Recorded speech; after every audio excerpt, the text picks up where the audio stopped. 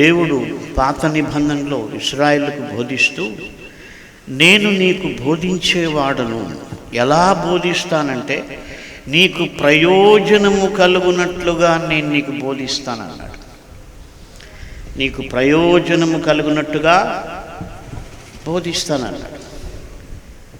కాబట్టి ఆయన బోధలో ప్రయోజనం ఉంది, అంటే ఉపయోగం ఉంది, ఫలితం ఉంది. కానీ మన ప్రయత్నాలు, సొంత ప్రయత్నాల్లో నష్టం ఉంది. కాబట్టి మనం ప్రవర్తించే దానిపైన మన ఫలితం అనేది ఉంటుంది. దేవుడైతే మనం అందరం చక్కగా ప్రవర్తించాలని, మనమందరం ఆయన వాక్యంతో స్థిరపరచబడాలని, మనమందరం దీవించబడాలని ఆయన కోరుకుంటున్నాడు.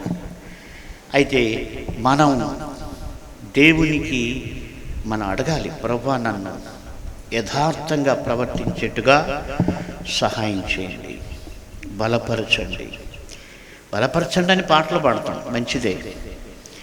కానీ బలపరచబడాలంటే యథార్థముగా ప్రవర్తించాలి. వాక్యంలో సొల్యూషన్ని మనం చూడాలి.